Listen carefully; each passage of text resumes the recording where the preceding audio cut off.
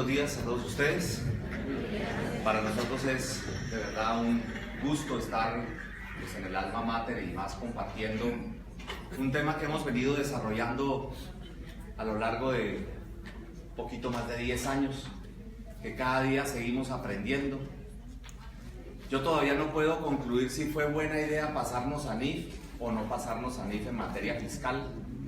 De verdad que son más las dudas que lo que uno pueda definir.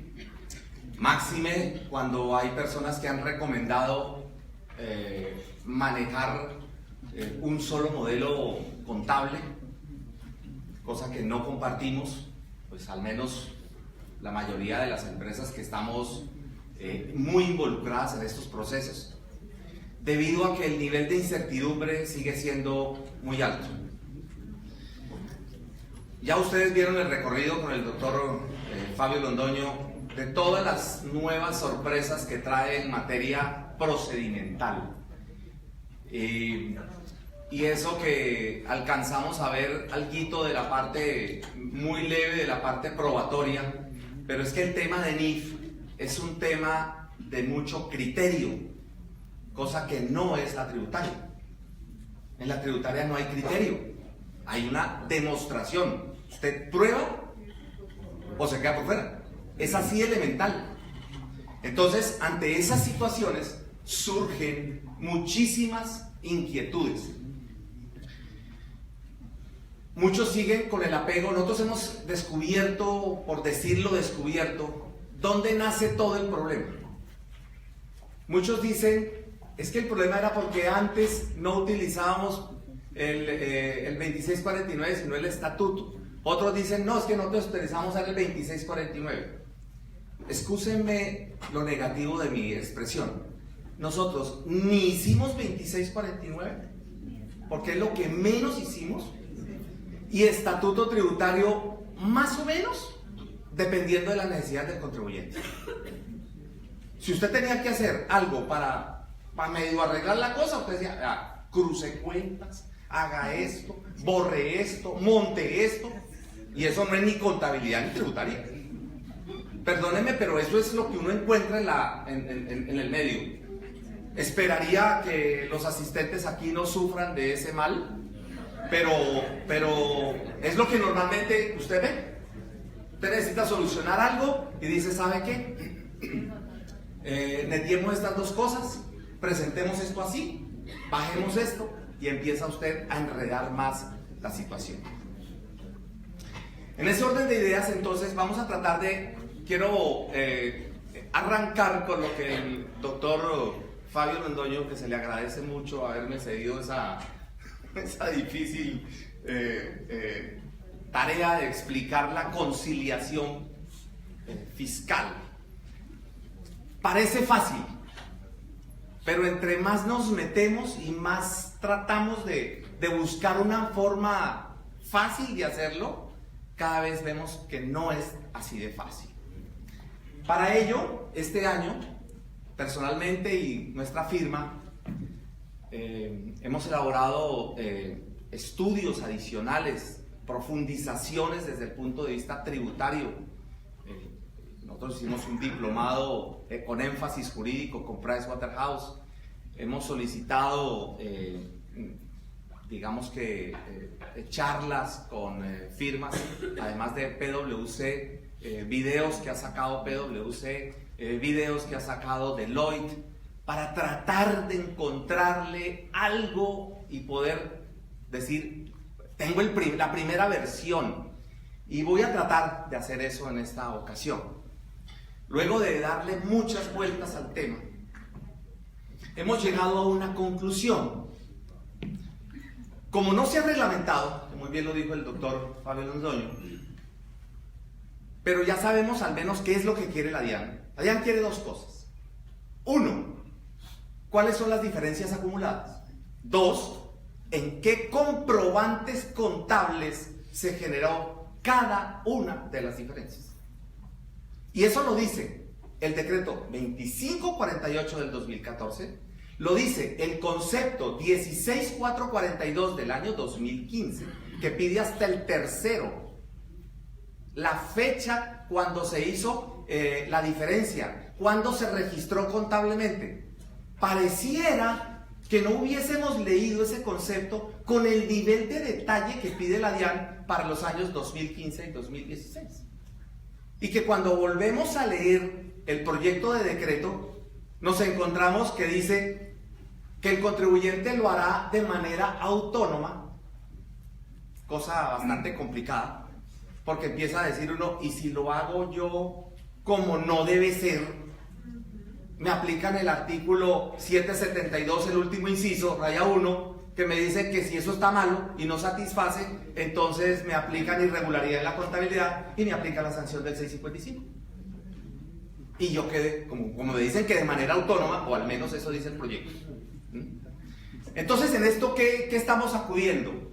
Bueno, demuestre usted dónde están las diferencias. Susténtelas. Pero ese susténtelas está ¿dónde? ¿Qué sugerencias he encontrado en el mercado en las distintas conferencias que voy? ¿Saben qué, muchachos? No hagan diferencias. Esa es la solución. No hagan diferencias. ¿Y uno cómo hace para no tener diferencias? Si las NIF pretenden algo totalmente distinto a lo que quiere el tributo. Recuerden una cosa, para arrancar mostrándoles el tema de la conciliación. El artículo 49 del Estatuto Tributario, cuando usted va a distribuir los dividendos, parte grabada y parte no grabada, que cosa curiosa, la parte no grabada también está grabada, ¿no? Dentro de las múltiples antagonismos que tiene la norma, ¿no? La parte no grabada es grabada, curiosísimo. Bueno, la misma norma, el mismo artículo 49 dice, tome la utilidad contable. ¿Y la utilidad contable basado en qué lo hizo usted? En NIF. Entonces suponga que usted omitió hacer provisiones, omitió hacer deterioros. ¿Qué le pasó con la utilidad contable? Se le aumentó. ¿Qué le facilita eso? Mayor dividendo porción no grabada. ¿Sí? Y la DIAN le detecta, basando en el artículo 684, literal G, le dice, como yo me reservo el derecho de verificar si usted aplicó bien o no aplicó bien las NIF, y por qué usted me afectó, ¿no? Entonces yo le podría entrar a controvertir esa porción grabada o no grabada. Estoy especulando. Hemos tenido solo una experiencia a nivel de este 2015 y 16 con la DIAN de Bucaramanga, donde muy amablemente la DIAN de Bucaramanga le dijo a una de las empresas que nosotros asesoramos que querían apoyarnos en la construcción de la declaración del año 2015 y del año 2016. Nos hemos ganado los dos balotos. Ese acompañamiento nos ha servido porque nos ha nutrido al menos cuáles serían las preguntas que ellos dicen y cuáles son las preguntas. ¿Y esto de dónde salió? ¿Y esto por qué? Pues que son las preguntas obvias. ¿Basado en qué? ¿Usted me quiere decir? Recuerde que no lo estoy fiscalizando, ¿no? Lo estoy acompañando. Pero respóndame. Eso nos ha nutrido a nosotros de tratar de mirar que cuál sería el común denominador de esto. Entre más usted pueda probar de dónde surgió la diferencia, pues entonces usted va a poder hacer las cosas. Eso nos lleva a un esquema como el siguiente. Voy a hacerlo con dos ejemplos nomás porque si no aquí se nos va solamente la hora haciendo esto. Este sería más o menos un modelo, puede ser NIF fiscal diferencia, puede ser contabilidad NIF ajustes base fiscal, como lo quieran ver ustedes, dependiendo. A mí me gusta más, este lo tomé literal de Pricewaterhouse. Yo comparto el que les voy a mostrar ahora. Por eso yo aquí coloco que esto se basó en opiniones de PwC, de Deloitte y de la firma nuestra, de DLA. Vamos a suponer que esta empresa tiene ventas de bienes y prestación de servicios, recordemos que son dos cosas distintas para efectos de NIF, que tienen costeos distintos, costeos que deben ser soportados de manera diferente. Por primera vez el Estatuto Tributario habla de costo de prestación de servicios. Nunca había hablado de ese tema. Situación que hay que devolverse a la norma porque hay que irse a las NIF a decir, bueno, ¿y las NIF qué dicen de costeo de servicios? ¿O qué dice de costeo de producción incluso? Para algunas cosas. Entonces vamos a suponer que usted tiene 1200 en NIF, pero que resulta, por una excepción que hizo el artículo 28, que es el artículo de ingresos. Recordemos 3 artículos que son claves para conocer de las diferencias. Artículo 28 de ingresos, artículo 59 de costos y artículo 105 de deducciones. Son los claves, son supremamente claves. Entonces vamos a suponer que usted, de acuerdo con el parágrafo 1, ¿no? Usted entregó un bien, tiene derecho a cobro, pero sigue conservando contablemente los riesgos y beneficios. El parágrafo 1 del artículo 28 le dice, para mí, eso es ingreso. ¿Ven? En cambio, para NIF, no. Es un diferido. Véalo ustedes de la NIF 18, véalo ustedes de la NIF 15, o véalo ustedes de la sección 23 de NIF para pymes. Como quiera verlo. Entonces, como esa salvedad la tienen, nosotros solo tenemos un cliente en la ciudad de Bogotá que maneja ese tipo de cosas. Con las multinacionales, le distribuye unos equipos a las multinacionales de telefonía celular. Entonces, el que le entrega el bien físicamente, le pasa la factura, le cobra la factura, pero como eso hay que instalarlo en unas torres, pues entonces el adquiriente dice, no, a mí me responde por el bien todavía, no es mío, pero me lo deja en mis instalaciones, ¿no? Es más, me lo deja en mis instalaciones, pero usted corre el riesgo. Unas cosas curiosas que se forman en los contratos. Entonces vamos a suponer un caso de esos, y eso costó 30. ¿Okay? Y tenemos otros ingresos, unos por diferencia en cambio, puede ser exportador, o puede ser porque se le bajó la tasa, y usted la tiene. Y recordemos que el artículo 288 es curioso, el ingreso por diferencia en cambio no está en el grupo de ingresos, sino que está en el artículo 288. Está por allá, en otro lado. Por eso yo le digo a la gente, cuando mire el estatuto tributario, cómprese un Mareol primero. Porque usted pasa del 28 al 288. En este caso, afortunadamente, los dos empiezan por 28. Pero, y que le sirven de forma de recordar. Pero usted, imagine usted buscar, es más, el artículo 288 no solo habla de ingresos, habla de costos y gastos por diferencia en cambio. ¿Ven? Entonces miren que es un tema bastante especial. Entonces, tenemos esta relación de causación o de devengo, de acuerdo con el estándar internacional, pero el artículo 288 dijo que no, que eso es un efecto de caja. A mí manéjeme la diferencia en cambio por caja. ¿Cómo así por caja? Cuando la realice. Si hace un abono, hace diferencia en cambio. No hace abonos, no hay diferencia en cambio. Entonces es un principio de caja. Mientras la diferencia en cambio en NIF se maneja por método de devengo o causación, ¿no? Algunos, los teóricos dicen que no es lo mismo, uno a veces se confunde, no sabe si está hablando de lo mismo o de cosas distintas, pero ya vamos a ver algunas situaciones a ver si podemos entender el devengo también. La diferencia en cambio realizada, entonces esa se va toda fiscal, la que usted causó, o sea, no se la aceptan o no la tiene en cuenta, de acuerdo con este artículo 288. Y empiezan las excepciones del artículo 28. Por ejemplo, en el numeral 3 habla de intereses implícitos. Casi todo el mundo colocó en la política contable. La primera prohibición del estándar de políticas contables lo han hecho el 100% de los contribuyentes. ¿Cuál? Manipular las políticas contables. ¿Qué hago para no hacer algo que me pide la NIF? Si uno lee el fundamento de las conclusiones de la NIF para pymes o del marco pleno, dice, las normas de contabilidad no son un menú a la carta,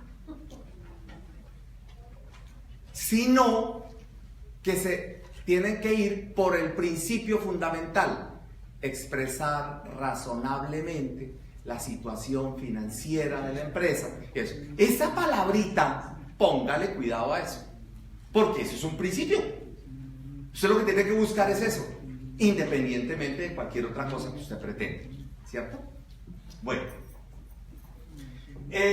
los intereses implícitos nacen porque solamente en la mentalidad nuestra cabe que es lo mismo 90 días, 120 días que de contado. Solo en nuestra mente cabe eso. Yo no conozco el primer banco que preste un sobregiro ni siquiera a un día sin intereses. En cambio, nosotros en nuestro sistema real decimos, no, las operaciones a un año se entienden normales. Entonces ahí nace lo que es el valor presente. Nosotros tratamos de hacer un artículo explicando qué significa valor presente y algunos comentarios de la Fundación IFRS por qué considera el valor presente. A pesar de que hay otros comentarios donde pareciera que hay otras posiciones, lógico, como toda entidad, pues hay unos que dicen una cosa y hay otros que dicen otra. Pero si usted coge a un financiero, quítale la palabra contador, coge a un financiero y él dice, no, para mí es distinto 90 días. Tan es distinto que cuando usted vende, en su factura, usted coloca, si paga antes de tantos días, le doy un descuento. ¿Eso qué significa? Financiación. Donde lo quiera ver usted, eso es una financiación. ¿Ven? Como es una financiación, entonces ahí usted implícitamente está financiando. Porque ¿para qué lo coloca usted eso? Para recuperar más rápido, ¿cierto? Para recuperar más rápido. Eso es. Ahora, otras personas, yo les digo, si yo le dijera a usted, no me dé los 90 días, se lo pago de contado ya, en este instante, ¿te vendía lo mismo? Siempre hay financiación. Eso significa intereses implícitos. Bueno, eso tampoco lo tiene en cuenta la norma tributaria.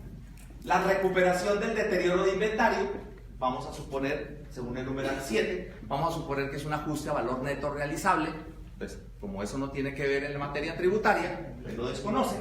La recuperación de la provisión de cartera, eso es una situación que el artículo 145 a nosotros nos dejó muy preocupados.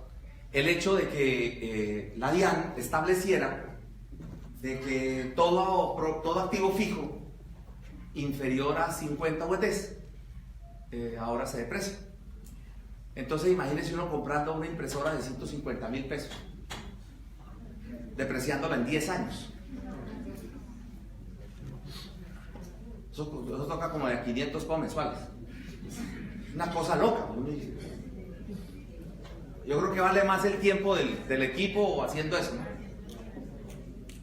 O sea, yo no sé si ustedes se han puesto a analizar eso, a mí me parece absurdo, pero bueno, son los conceptos que va emitiendo la DIAN. Yo no veo en qué parte va en contra la norma, si eso es sencillamente una dispensa que dice, mire, yo no me voy a complicar la vida mirando depreciaciones de bienes que valen 1.000.000 de pesos o menos. Una empresa, aquí en Cali hay una empresa cuyos bienes adquiridos por debajo de $30,000 los lleva al gasto. Los considera que no vale la pena meterse en eso. Se imaginarán ustedes, ellos ahora depreciando una impresora de 150,000 pesos. ¿No? Entonces vamos a suponer que el deterioro de NIF es 23 y la provisión fiscal es 16, luego usted tiene una diferencia de 7. La recuperación de un deterioro de propiedad, planta y equipo, dice, no, a mí esa vaina no me la incluya, como yo no se la tuve en cuenta como deducción, pues tampoco la recuperación. El método de participación, de acuerdo con el numeral 4, dice, eso es para usted, es problema suyo. A mí inclúyame los dividendos recibidos y exigibles, que están en el numeral 2. Una salvedad o un recordatorio. Los dividendos recibidos o exigibles, ¿no? En materia del método de participación son un menor valor de la inversión. Entonces esta es la acumulada.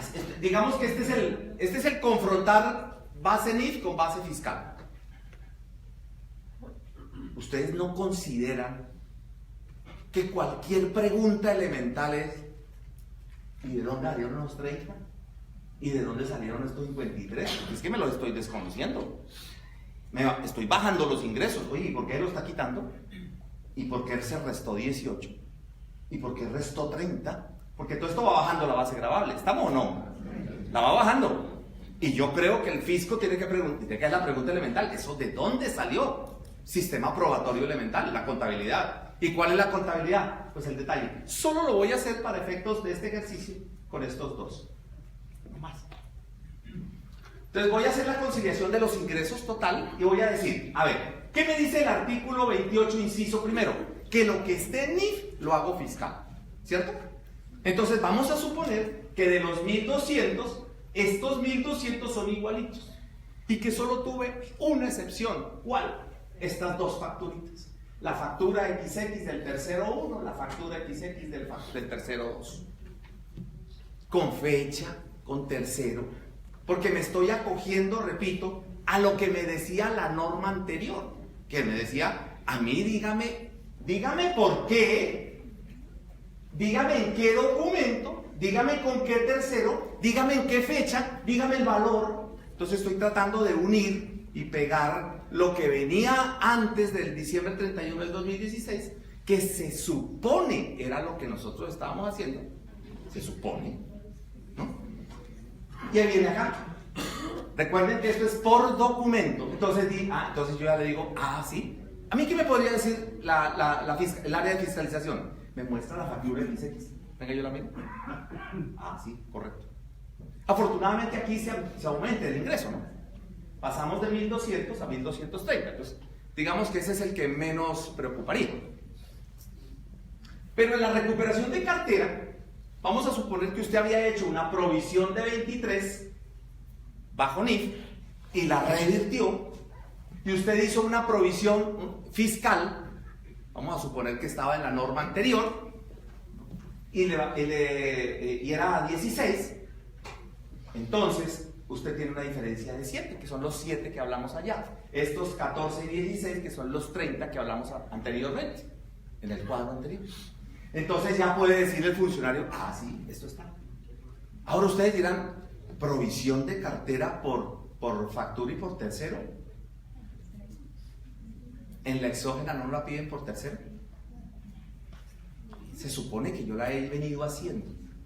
Por eso le digo, es que estamos amarrando varios elementos que ya existían, porque como todavía no tenemos el decreto, y que ese proyecto de decreto nos dice, usted de manera autónoma, ¿a dónde le lanzó la pelota? Al contribuyente. Y la DIAN se va a reservar el derecho de decir, eso no me convence, o esto me convence. O sea que ahora la parte probatoria quedó de parte del contribuyente. ¿Cuál sería la recomendación elemental? Detalle las cosas. Trate de hacer la mayor cantidad posible de eso. Bueno, aquí le coloqué el artículo 28, el numeral 7, y de una vez el artículo 145, que el mismo artículo 28, numeral 7 me remite a él. Podríamos hacer más, pero digamos que ese sería como el esquema. Ahora hablemos de las acumuladas, pero de costos y deducciones. Volvemos a artículo 59 y artículo 105. Por ejemplo, aquí me fui al artículo 290. Mire, otro santo, otro brinco. 59, 105, cojo el 288 y cojo el 290. Brinqué a otros lados porque tengo que tener en cuenta. Recordando, ¿qué es el 290? El régimen de transición, que colocó unas especificidades. Dijo, lo que viene de atrás, lo del 31 de diciembre para atrás, manéjemelo de la siguiente manera. Y colocó unas condiciones. ¿Sí? Bueno. Entonces, lo mismo. Tengo un costo de venta de bienes, 600, un costo de prestación de servicios, 250, un deterioro de inventario que dice NIF por ajuste a valor neto realizable de 40. Entonces yo en mi contabilidad NIF tengo 810. Debo tener unos documentos que me digan de dónde saqué los 40. Y debo tener unos documentos que me digan de dónde saqué estos 80. ¿Para qué? Para llegar a estos 520.250 y estos 770. Pero yo siempre, a mí me gusta trabajar desde que en mi vida encontré lo que se llaman los psicólogos, encontré una metodología de los psicólogos que me parece fabulosa para nosotros que estamos en las áreas contables y jurídicas de la parte tributaria. El peor escenario. Si usted trabaje con el peor escenario, trabaje usted que le van a pedir de todo. O sea, busque usted, a ver, ¿cómo hago? Usted no trabaje para, oiga, hagamos esto aquí y netiemos. Usted no se ha dado cuenta que usted tiene un error en una factura. Usted hace 15.000 facturas y tiene un error en la factura 1423. Y llega el funcionario y le dice, pídame esta factura y esta 1523. Y usted ese día se le olvidó el lomotil en la casa. Usted queda groggy y no sabe si moverse o no moverse. Ok, entonces, estos 40 y estos 80 usted tendrá que justificar por decirlo así, ¿no? Ahora, se lo pueden pedir a usted, puede ser que no. Mire que esto le altera la base fiscal, y al alterársela la base fiscal, eso le va a alterar lo que les comentaba a ustedes del artículo 49, para confrontar los valores que usted tiene, los límites. Límite que también permite que si no lo puedes cubrir, la administración o el Estado te acepta trasladarlo a los siguientes 5 años, si acaso tienes excedentes en los siguientes 5 años, porque como puede haber movimientos distintos entre contabilidad y fiscal, entonces puede ser que este año me dio más, puede ser que el siguiente año me dio menos, entonces esos movimientos permiten que se haga todo eso. Valga la aclaración, ese mismo artículo 49 sigue solicitando cuentas de orden, control de esos datos en cuentas de orden. Bueno, tenemos también una diferencia en cambio, basado en el mismo principio que dijimos en el artículo 288, mire que lo usamos en ingresos y mire que lo usamos en gastos o en deducciones. Los intereses implícitos o tasa subsidiada, aquí hago una aclaración que la voy a explicar un poquito más adelante. La DIAN dijo, lo que sea ingreso en la norma contable para mí es ingreso. Ustedes saben que los créditos de fomento son tasas subsidiadas, ¿cierto? Sí. Eso se llama subvenciones del gobierno. Y el estándar dice, la diferencia entre la tasa de mercado y la tasa subsidiada es un ingreso. Analícelo. Por eso les digo, mire, entre más usted empieza a estudiar, usted no sabe si pegarse un tiro con un banano o quedarse quieto. Eso, la mente le empieza a jugar como sucio. Y tengo en cuenta esto, no, vea, calmémonos, guardémoslo aquí, después lo revisamos, porque empieza uno a decir, y eso también, porque cada cosa que usted como no tenemos historia, ¿cierto? Esto es nuevo, no hay nada que nos diga, mire, es que en el caso que tuvo esto, es que en la sentencia de tal y tal salió tal cosa, no lo tenemos. Entonces tenemos que trabajar con algunos supuestos que son bastante incómodos. Tenemos el gravamen a los movimientos financieros, ¿no? Tenemos la provisión de cartera, también provisiones distintas. Tenemos un deterioro de propiedad, planta y equipo. Tenemos una depreciación, aquí un valor en NIF, acá un valor pequeño fiscal, y una amortización de una publicidad. Todo esto, estos últimos dos, acudiendo al artículo 290 de transición, que me dicen, si usted venía depreciando un bien, pues yo se lo permito seguir depreciando de acuerdo con lo que venía antes. Además, recuerde el artículo 289, los efectos del ESFA, entonces tengo que tener en cuenta esos efectos del ESFA. Muchos revaluaron los activos porque estaban totalmente depreciados. Algunos empiezan a decir, ¿usted para qué revaluó los activos? Y dice uno, ¿cómo así? ¿Y eso no era lo que decía la NIF 1 y la sección 35? No, yo me he cuestionado cuando se opina. Mire, cuando uno está aquí arriba, opina lo más de rico. pero cuando está en la contabilidad allá, y cuando usted le toca sustentar, cuando usted tiene el funcionario allá al lado que le está haciendo preguntas, ¿usted qué le va a decir? Mire, yo asistí a una conferencia y me dijeron que eso no había necesidad de hacerlo. Hágase esa pregunta. ¿Usted conoce el sustento técnico de lo que usted está afirmando? ¿Usted lo tiene claro? Sustento técnico contable y sustento técnico fiscal, porque ahora son dos.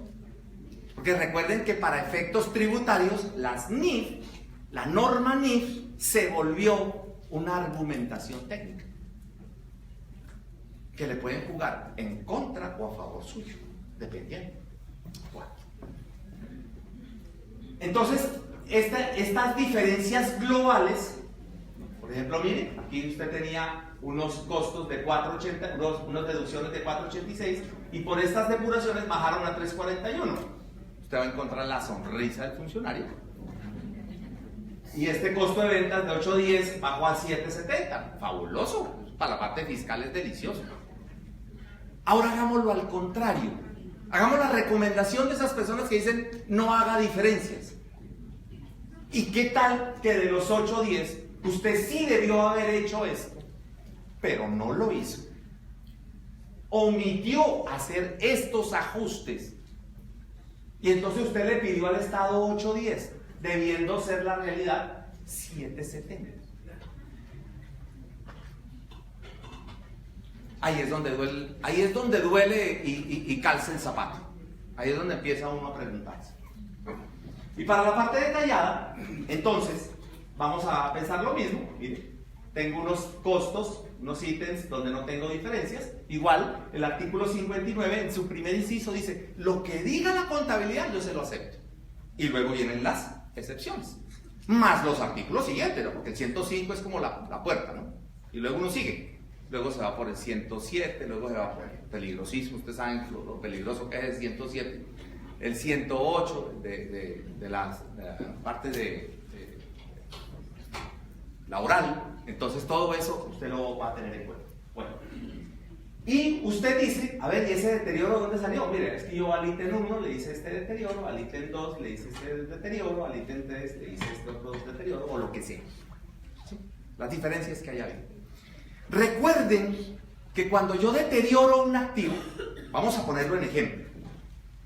Estoy en el año 2016 y deterioré un activo. Lo pasé de 100 a 55. Lo deterioré en 45. Lo pasé de 100 a 55. Entonces a mí el gasto contable me quedó en el 2016. Cuando me voy al 2017 y vendo ese activo, el costo fiscal es 100, pero el costo contable es 55. ¿Ven? Entonces usted tiene que entrar a hacer el tema y tiene que entrar a mirar. Oye, a ver, ¿cómo así? Entonces, ¿qué pasó con esto? ¿Dónde tengo que hacer el ajuste? Con el área legal de PwC siempre se ha hecho esa inquietud. Yo la única que veo es tener un doble costeo. No hay otra manera. Usted necesita un doble costeo.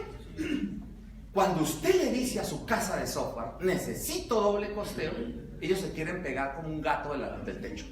No, eso no se puede.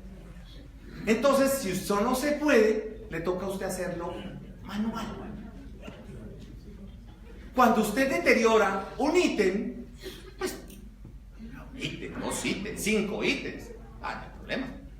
Pero cuando usted deteriora varios ítems, por ejemplo, un revisor fiscal tiene que llegar a una empresa y decir, demuéstreme, señores empresa, que sus activos no están deteriorados. Porque yo no, como no veo aquí ningún deterioro, demuéstreme. ¿Qué análisis hizo usted? Ah, no, es que yo pienso que no estoy deteriorado. No, es que no solo es pensando. Eso es, mire, yo saqué el costo del inventario, lo comparé con el precio estimado de venta, le hice estos ajustes al precio estimado de venta, saqué el valor neto realizable y al compararlo los dos, no me dio nada. Ah, listo. El revisor fiscal dice, acepto. ¿Estamos o no? Eso es lo que debe hacer un revisor fiscal. Pero el revisor fiscal no podría hacer decir, no, es que nosotros no tenemos inventarios deteriorados. ¿Basado en qué? No tenemos inventarios deteriorados. Eso no es ninguna justificación. O sea, tiene que haber una evaluación, algo que permita identificar si realmente sí o no. Y en la provisión de cartera, que aproveche el mismo mecanismo, yo a la factura 1 del tercero, la factura X del tercero 1, le hice un deterioro de 100 y fiscalmente solamente pude 30. A la factura X del tercero 2, yo estimé un deterioro de 50. Acá, nada. Entonces tengo que hacer unos ajustes. Eso es lo que estaríamos nosotros entendiendo por esa situación. De aquí nace la pregunta: ¿libro tributario o no libro tributario? Libro tributario depende. Mire, el libro tributario, ¿qué es? Es una herramienta. Es una herramienta.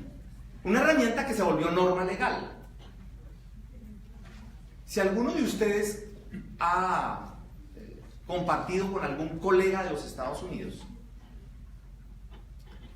se da cuenta que cuando uno va a hacer la declaración de renta de una empresa en los Estados Unidos, coge la contabilidad, la basea a su herramienta tributaria y le hace las depuraciones tributarias. Y deja de sustento ese nuevo documento. Eso es lo que hace uno en los Estados Unidos. Porque cuando el fisco, la IRS, le pide a uno un documento, pues si usted no lo tiene, eso es, ahí sí es apelación donde sabemos. Entonces, es lo mismo. Es que es un libro tributario. Coja lo que está en la contabilidad. Venga, yo lo tengo acá. Venga, yo lo guardo. Es como guardar una copia. Venga, esto es igual. Esto es diferente. Esto es igual. Esto es igual. Esto es distinto. Esto es igual. Esto es igual. Y puede ser el 99% de las operaciones iguales. Pero usted, en todo ese mundo, en todo ese universo de documentos, ¿en qué documentos hubo diferencia? Y como siempre les digo yo, ¿y en cuáles usted omitió hacer diferencias? Ahora voy a mostrarles una de las diferencias más cotidianas: las devoluciones en ventas. Una vez me dijeron a mí, no, es que el 95% de las transacciones de NIF son iguales a las contables. Puede ser que sí, puede ser que no. Eso depende. Una empresa, imagínese usted una empresa productora. Compró una maquinaria en leasing. Tiene sus activos de leasing en la contabilidad. Antes de NIF, estoy hablando antes de empezar NIF. Los tenía por su valor de opción de compra. Es un valor chiquitico. Todo se lo cobró al gobierno. Porque ese es el oficio del leasing. Todo se lo cobramos al gobierno. Especialmente pues del año 2011 para atrás, con las excepciones que hubo en 2012 y 2013. Entonces, como yo le cobraba, entonces tenía un valor muy irrisorio. Llegan las NIF y usted llega y dice, no, la máquina no vale eso. Oye, le ocurre, la máquina vale más plata. Entonces, máquina que usted tenía por 60 millones, digo, no, eso vale 6.000 millones. Ah, listo, todo vale 6.000 millones de pesos. Entonces, ¿qué la puso? En 6.000 millones de pesos. Y al colocarla usted en 6.000 millones de pesos, empieza a depreciar. ¿Cierto? Empieza a depreciar. Y al depreciar, ¿a dónde lleva la depreciación? Al costo de producción. Y fiscalmente, qué pena. No, a mí el costo no me lo va a colocar. Eso el costo es para usted, eso para mí no. Eso es una diferencia ¿dónde? En el costeo. Para identificar. Mire, las empresas que hicimos el trabajo lo más juicioso posible, nos dimos cuenta que nuestro margen de utilidad estaba errado. Porque claro, como no tenía el costo de la depreciación y eran unas máquinas muy costosas, pues todo ese costo estaba subsidiado. Entonces teníamos un margen, la cosa más elegante, la cosa más bonita. Recuerden que fiscalmente no hay premio sin castigo, ¿no? el Estado llega y dice, yo le acepto la deducción del leasing bajo las condiciones que había la norma, artículo 127 raya 1, se lo acepté. ¿Ahora qué? Eso no me vaya a llevar a la depreciación allá. Usted ya me la cobró. Entonces ahora vía ¿qué? Vía margen de utilidad, usted me tiene que tributar. Por eso algunas empresas cancelaban un leasing y abrían otro leasing. Cancelaban un leasing y abrían otro leasing. Renovando maquinaria, haciendo otras cosas. Una planeación tributaria apostándole también a cambio tecnológico. Algunas lo hacían, otras no. El empresario pyme, la máquina le dura los próximos 500 años. Usted puede ver en San Nicolás y en todos estos lugares la impresora que utilizaba Gutenberg, arregladas, bien bonitas, aceitadas. ¿Usted las ve? Unas impresoras viejísimas, viejísimas. Porque así funciona. Vehículos. Usted ve vehículos en la calle antiquísimos, reformados. Claro. Nosotros tenemos esa mentalidad. Cosa que no hay en Europa, en Estados Unidos. Porque si tú quieres conservar ese activo, le haces un overhauling, un repotenciamiento, pues, una renovación total, pero eso es otra cosa y eso vale plata. ¿No? Vamos a ver la devolución en ventas. Resulta que la devolución en ventas, un día yo me puse a analizar, oiga, ¿cómo se maneja una devolución en ventas en NIF? Y me encuentro que una devolución en ventas es una disminución del ingreso, pero como contrapartida un pasivo. ¿Y cuándo se hace? En el momento en que vendo. Principio del devengo. No tengo que esperar a que me devuelvan la mercancía para contabilizar la devolución. Igual que cuando tú haces una provisión de garantía. Contabilizo la provisión de garantía cada vez que vendo, y si alguien en el futuro me reclama la garantía, entonces yo afecto la provisión que he hecho. Hay dos clases de pasivo por provisión: el pasivo por reembolso y el pasivo por garantías. Ambos son pasivos. También me pide un activo por el valor correspondiente a los productos que yo estimo me van a devolver mis clientes, afectando el costo de ventas. ¿Dónde está el soporte técnico de eso? Léanse sección 23, párrafo 23.13, si hablamos de NIF PYME. Y plenas, yo ya estoy hablando de NIF 15. ¿Quiénes son del grupo 1 aquí de los presentes? ¿Ninguno? ¿Muy poquitos? ¿Ya han empezado a estudiar la NIF 15? Empieza el 1 de enero del 2018. ¿No? Bueno. Lo mismo la NIF 9. Empieza el 1 de enero del 2018. Pero por si acaso usted dice, no, hablemos todavía de NIF 18. Eso está en el párrafo 17. No me preocupe. O sea que eso ha estado ahí toda la vida. La ventaja de la NIF 15 es que fue hecha con FASB. ¿Y eso qué significa? Entraron los americanos a hacer el estándar. ¿Y cómo son los americanos? Paso 1, identifique el contrato. Paso 2, mire cuáles son las fases del contrato. Paso 3, cuantifique el contrato. Lo creen a uno, ¿no? ¿Usted no ha visto un manual de los teléfonos? Dice, abra la caja del teléfono y muestran cómo se abre la caja del teléfono. ¿Lo han visto o no lo han visto? Ah, bueno. Entonces, esa influencia de los manuales paso a paso lo tiene la NIF 15, cosa que no lo tiene la NIF 18. Así. Averiguando con unos colegas contadores de los Estados Unidos, los US GAAP ya sobrepasaron las 20.000 páginas. ¿Por qué? Por los detalles, por las guías. Si las NIF están como en 3.000 y pico de páginas, explicando esas NIF, pues usted se va a gastar otro poquito más. Ahora, esto es de devolución del bien. Es que me lo devolvieron. Y los defectuosos realmente no son devoluciones. Son como una especie de garantía. Entonces haga la provisión. Otra vez, párrafo 23,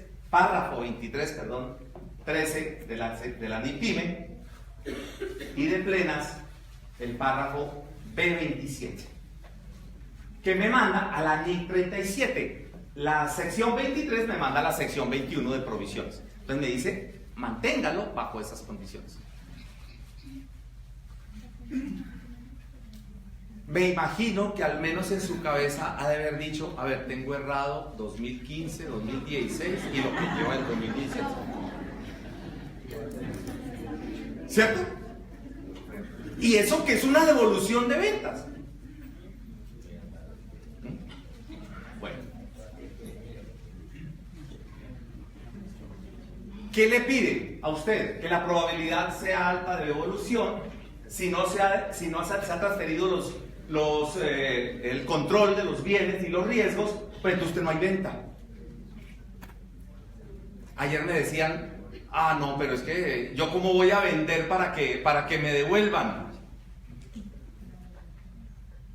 Ustedes saben cómo es el comprador, ¿cierto? Yo se lo recibo. Nosotros teníamos un cliente hace muchos años que le vendía a las grandes cadenas de almacén de la siguiente manera: le vendo en febrero, me paga en noviembre, y en noviembre, si no ha vendido, yo lo recibo. ¿Ya? Entonces, esas tipo de cosas es que el estándar dice, oiga, entonces usted vendió o no vendió. ¿Sí ven? ¿Realmente vendió o no vendió? Yo diría, no ha vendido. Con una condición tan amplia. Y llegaban las cadenas de almacenes y decían, mire, qué pena, no ha vendido, tenga. Por eso, fíjese, por eso es donde dice usted, ¿y qué opinará el Estado fiscalizador de este tema? Y usted dice, no tengo idea. ¿Será que sí es venta? ¿Será que no es venta? ¿Será que es devolución? Porque si usted se va al Código de Comercio, el artículo 772 del Código del Comercio dice, si pasaron 10 días y usted no dijo nada, la factura está aceptada. Pero eso es la ley. En la realidad, en el comercio, a usted lo llaman después de un año, le llaman y le dicen, ¿qué factura es que me está cobrando? Tal cosa, yo no la tengo. Pero mire que aquí está radicada. Yo no la tengo. O sea que el problema de quién es. El problema es suyo, no es mío. Imagínense. El problema es suyo, no es mío. Entonces le dice, si quiere, cámbieme la factura. Entonces usted, si es cristiano, va al culto, si es católico, va a la iglesia y le pide invocación al Espíritu Santo y dice, ¿la cambio o no la cambio? Dice, cambiémosla. Usted sabe que eso está mal hecho, pero tocó cambiarlo. Sabe que hay en 1000 conceptos de la DIAN que dice que eso es un ilícito. Pero usted dice, ¿y qué más hago? ¿Bien? Bueno. Lo peor es como usted lo hace. ¿Usted qué hace? Una devolución o una anulación. Entonces hágase las preguntas. ¿Eso sí es una devolución? ¿Eso sí es una anulación? Y cuando anuló o devolvió la factura, usted dice, ese IVA generado de allá, ahora lo trato como descontable. Mire que le estoy colocando a usted todas las cascaritas, ¿no? Para que vaya analizando usted qué le puede decir un funcionario. ¿De acuerdo? Bueno.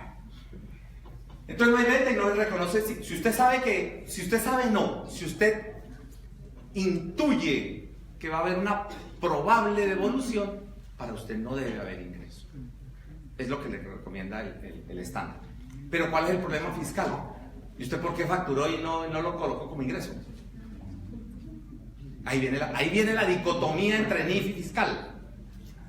Porque las NIF te dicen, no lo haga. Y el fisco dice, ¿por qué no lo hizo? ¿Basado en qué? Una corazonada. Por eso arranqué diciéndole, ojo, que una cosa es la parte probatoria y otra cosa. Porque las NIF son de criterio. Porque le dicen, ¿usted para qué va a generar utilidades en el estado de resultados? Que posiblemente no sean utilidades. Eso se lo dice ¿cuál? La parte financiera. El fisco dice, ¿a mí qué me importa eso? A mí, ¿emitió usted factura? Para mí ya es un ingreso. Usted emitió eso, ¿ve? Todo ese tipo de cosas usted podría hacer. ¿Nosotros qué recomendamos como solución? Colóquelo fiscalmente como un ingreso. Colóquelo como un ingreso. En NIF, manéjelo como un impasivo diferido. Listo. Partida conciliatoria. Solucionó su problema de dicotomía. En pymes, esto que acabo de decir está en el párrafo 2312, literal D. En plenas está en la NIF 15, párrafos 16, 51, 52A y B21. Casi me recorrí todas las NIF, todas las NIF 15, 16, 51, 52 y B21. B es un anexo que tiene una guía de aplicación que tiene la NIF 15. Por eso los que se metieron en grupo, o les tocó incluirse en grupo 1, o algunos que voluntariamente se metieron en grupo 1, aténganse a las consecuencias. Les toca estudiar un nuevo estándar, bastante extenso, bastante complejo, con muchas cosas. Y si todavía estamos aplicando NIF 18, entonces párrafo 16 literalmente. Cuando usted cambia productos mano a mano, no hay devolución. Vuelve la parte de la factura. Voy a cambiar la factura, usted hace una devolución, hace un ingreso del inventario. Un año después, imagínense, vuelve y factura. ¿Y qué factura? Pues lo mismo. ¿No será que usted está haciendo es un cambio mano a mano? Las NIF le dicen, eso no es una devolución. ¿Cuál es la prueba que tiene la DIAN? Oiga, eso no es devolución. ¿Por qué? Su marco contable, que ahora es mi guía, dice que eso no es una devolución. Entonces yo no le acepto el IVA, por ejemplo. Ni mucho menos me baje el ingreso, porque me va a bajar el ingreso. Ah, pero no se preocupe que yo se lo bajé, pero lo volví a aumentar. Entonces, listo, por decirlo así. No le voy a prestar atención al monto neto del impuesto, del ingreso, pero ese IVA. Además que cuando uno analiza jurídicamente, le pide que para tener estas devoluciones, ¿cuál es la prueba? La contabilidad. El mismo estatuto le dice, la prueba es que debe haber un registro contable. Entonces resulta que usted tiene un ingreso de un ítem y una salida del mismo ítem. La única salvedad que tiene esto es que sí le toca ir al funcionario a inspección física, que no tiene otra manera. ¿Ok? ¿Dónde está eso? Que no son devoluciones. Sección 23, párrafo 23.6. Plenas, NIF 15, párrafo 26. ¿Okay? Aquí ya no metí la NIF 18 pues para no seguir con el tema. Nosotros ya estamos tratando de no hablar más de NIF 18. ¿Qué pasa con los errores de ejercicios anteriores? Las devoluciones que le hacen a usted en enero. Voy a seguir con el tema de devoluciones. ¿O no le devuelven a uno en enero? Cali por lo menos se muere el 7 de diciembre, ¿cierto? El día de las velitas, Cali se muere. Y resucita como el 15 o el 20 de enero. Entonces, más o menos en febrero te están devolviendo lo de diciembre. Ay, mientras la gente llega y comenta que cómo le fue en el fin de año, en el comienzo del año. Contabilidad si no para, contabilidad sigue. Bueno, usted no ha finalizado estados financieros. ¿Qué norma le cubre? hechos posteriores al periodo informado. Pymes, sección 32, párrafos 32.4 y 32.5. Plenas, NIC 10, párrafos 8 y 9. Ahí le dicen a usted, ¿usted ha cerrado? No. Entonces haga lo siguiente. Unas modificaciones con ajuste, otras sin ajuste. Con base en eso, entonces ¿usted qué le dice? Yo no he cerrado todavía. ¿Qué tengo que hacer? Hacer una nota. Mire, es del año anterior. El hecho es del año anterior. Entonces devuélvase y ajuste, ¿qué? El año anterior. Pero es que el año anterior era una provisión. Usted no había recibido el activo. ¿Cuándo lo recibe? En el siguiente año. Fíjese que la nota que hicimos ahorita de ajuste, usted no contabiliza el ingreso del inventario. Usted contabiliza un activo no financiero que equivale al costo de ventas del activo de vuelta. Mire que ahí no hay. Entonces a usted en el siguiente año, ¿qué hace? Revierte el activo no financiero y débito ¿a qué? Al inventario. 4. Si se presentó la declaración del IVA, que es el gran dolor de cabeza, la gente dice, pero ¿yo cómo hago? Me devolvieron el 20 de enero, el 2 de febrero o el 10 de febrero. Yo ya presenté IVA, hace rato. ¿Qué hago? Ahí viene. Entonces la gente dice, no, yo no corrijo, yo lo coloco del año siguiente. Entonces usted empezó a generar ¿qué? Riesgos, porque tiene toda la norma en contra suya. ¿Cuál norma? La contable. Empezando por ahí. La norma contable le dice que eso no era así, era al contrario. Bueno. Esto afectaría lógicamente la información exógena. En estricto rigor, pues eso le implicaría a usted presentar sin sanción, si acaso es eso. Supongamos que usted le devolvieron, ¡ay! Un IVA descontable. ¡Ay! Pero yo pagué de más. Antes teníamos la atadura de que eso había que pasar proyecto de corrección, ¿cierto? Unamos lo que nos dijo el doctor Fabio hace unos instantes. Ya no hay necesidad de presentar el proyecto de corrección. Ya no hay necesidad de presentar ese proyecto de corrección. Entonces, ¿qué ocurre? Yo la puedo llegar a presentar. Al menos a partir del 2018. Para no colocar el 30 de diciembre. Bueno. Y si no solamente tienes ese arreglo, sino que tienes otros arreglos, entonces están los artículos 588, donde sí hay que pagar sanción. Ahora tenga usted en cuenta lo siguiente, y si usted estima que va a haber más devoluciones, oiga, usted tiene que hacer lo que le decía el estándar antes. Haga la provisión.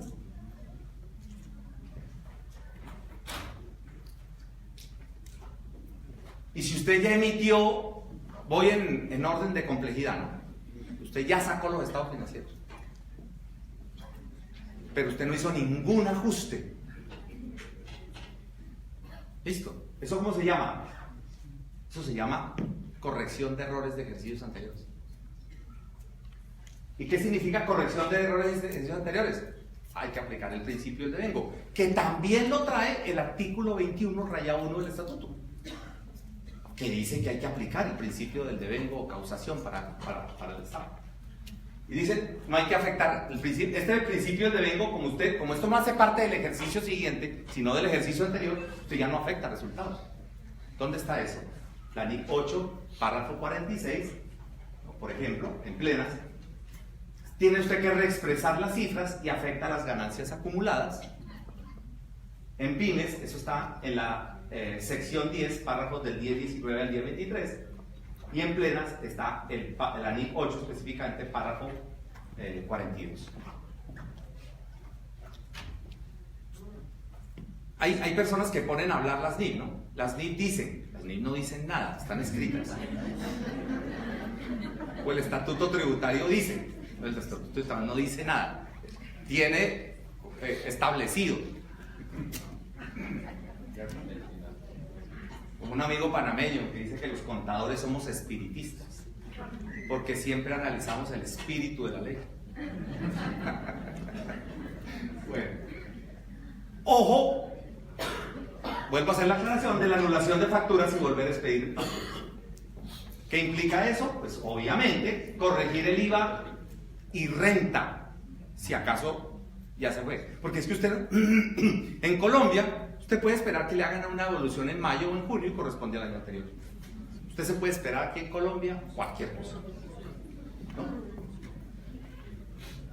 ¿Y de dónde saco yo que hay que corregir las declaraciones? Pues váyase al artículo 289 y el artículo 289 dice efectos del ESFA.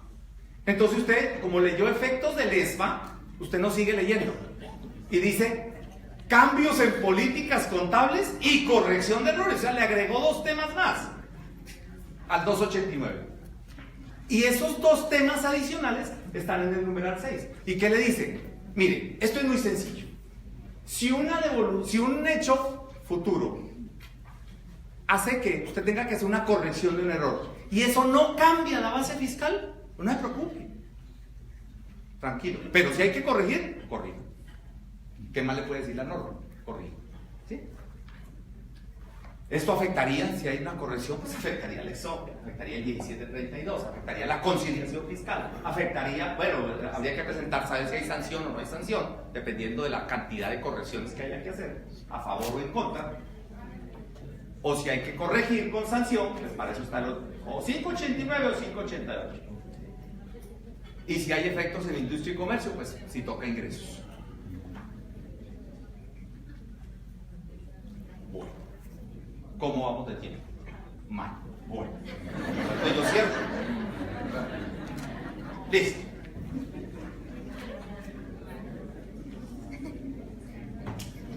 Es mejor 2 cositas bien aprendidas y no 50 informadas. Venga, les comento. Dentro del análisis, para finalizar y cerrar esta presentación, nosotros hemos hecho un análisis y el fruto de ese análisis, cogiéndolo cosita por cosita, nos ha dado alrededor de 60 videos de estudio. 60 videos que hay que estarlos uno repasando. ¿Por qué?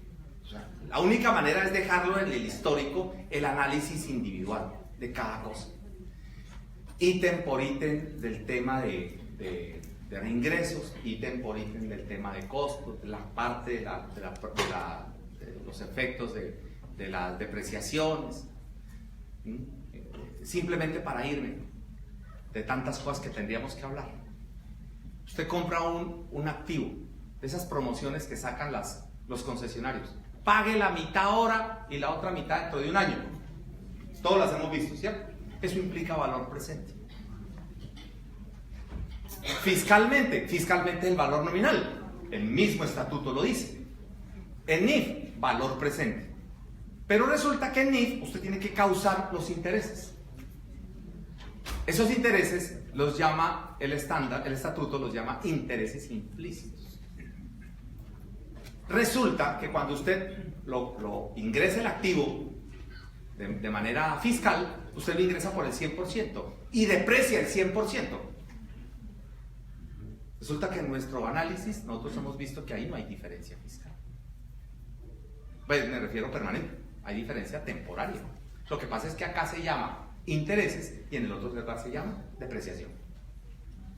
Claro, si yo tenía un activo que valía 100 millones y el valor presente me dio 80, ¿cuánto va a quedar en la contabilidad de ingresos? 20. Pero ¿cuánto va a quedar la base fiscal? 100. Contable, 80. ¿Cuánto voy a depreciar contable? 80. ¿Cuánto voy a depreciar fiscal? 100. Entonces tengo diferencias. Pero resulta que esa diferencia de 20, fiscalmente, acá se llama depreciación, en NIF se llama causación de intereses. Y eso no está definido. Porque como dicen que eso es un interés implícito y eso no se acepta. Entonces, ¿me aceptan o no me aceptan eso? Nosotros hemos pensado, no, pero te aceptan la depreciación, quédate tranquilo. Ah, bueno, pues veámoslo por ese lado. Al menos lo estamos viendo por ese lado. Son muchas cosas, muchachos. Yo creo que hay que botarle muchísima corriente a esto. Cada vez que me hacen una pregunta, yo me estreso. porque me ponen a investigar y cuando empiezo a investigar digo, miércoles, esto no era así, esto era de otra manera. Y venga, reestructure. ¿Cómo fue? ¿Cómo es que? A ver, venga, planteemos otra vez. ¿Qué es lo que dice el estándar? El estándar dice esto. Y lo peor es que te dice un cliente, grupo 1, antes, uy, el cassette, la máscara de grupo 1, NIF plenas. No, esto es una pyme. Pues borre grupo 1, póngase la máscara del grupo 2, NIF para las pymes. Y no es lo mismo. Porque usted tiene que saber dónde está el sustento. Y hay cosas que en NIF plenas vienen supremamente detalladas, pero en NIF pymes vienen resumidas. Por eso el mismo párrafo de la NIF pyme, creo que es el párrafo 1004 o 1005, 10.4 o 10.5 de la NIF para pymes, dice, cuando no exista una norma específica en NIF para pymes, váyase a un tema análogo. Si no hay un tema análogo, puede irse a otro sistema que usted puede ascender NIF plenas, o si no está ni siquiera en NIF plenas, usted podría acudir a otro estándar. Por ejemplo, eso también está en plenas, ¿no? Eso podría usted utilizar, por ejemplo, en algunos casos, los US GAAP. Pero eso no está en la parte A. ¿Sabe dónde está eso? En la parte B. Y resulta que la parte B no está en la norma, solo está la A. Eso es como nos dijo el doctor Fabio ahora. Está la ley, pero no están los reglamentarios. Eso es más o menos lo que es la parte B de las NIF plenas. Unas ampliaciones y unas explicaciones de esto. Habría muchísimas cosas que hablar. Yo espero que al menos esto que vimos sea de utilidad. Abro el escenario para alguna inquietud.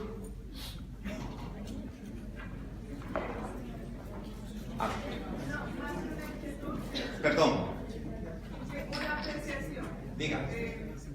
Fui a la vía de Pasto a hacer una consulta sobre NIF y me dice el asesor del contribuyente, me dice, no, lo que pasa es que aquí en NIF solo mandaron a Bogotá a un solo funcionario y ese solo funcionario es que le debe responder y se pasaron de que el funcionario iba a averiguar a Bogotá hasta acá. En realidad no supieron solucionar. Yo le complemento esa situación. Eso es lo peor que nos puede pasar a un contribuyente. Porque si yo voy a controvertir con un funcionario que no tiene ni idea de lo que yo le estoy hablando, Dios me libre, entonces se me acaba la vía administrativa y me toca ir a la vía judicial. Y ahora no solamente sustentarle al funcionario, sino ahora sustentarle a un juez que ojalá contrate un perito que sepa de este tema. O sea, lo que tú estás diciendo, que yo lo he vivido, bueno, pero también te puedo contestar que en las conferencias que yo he dictado a nivel nacional, por ejemplo, me ha tocado los jefes de fiscalización de Montería, de Pereira, de Barranquilla, Bucaramanga, ¿no? Y me ha gustado, de Tuluá también lo conocí recientemente, y por lo menos de estas personas que yo acabo de citar, vi que estaban muy juiciosos estudiando. Al menos noté que le estaban estudiando. ¿Qué tanto saben? No podría yo evaluar nada, pero sí al menos que estaban estudiando en ese tema. Pero lo peor que nos podría pasar a los contribuyentes es que nos salga a nosotros un funcionario que no entienda de lo que le estoy hablando, que le muestre la norma. Ahora está en un decreto que es el 2420, que luego fue modificado por el 2496, es otro parche. Y entonces usted, para encontrar algo en ese poco de páginas que tiene ese decreto reglamentario, no es fácil lo que nos espera. No sé, alguna otra persona que le podamos desorientar otro poquito. Amigos, esperamos podernos ver en otra ocasión. Esperamos contribuirlos. Quedan nuestros videos y entrevistas gratuitas que tenemos en nuestro canal de YouTube, tanto de NIF como fiscalmente. Contamos con el apoyo de ilustres tributaristas que también nos apoyan en esto para ayudarnos a... Muchísimas gracias.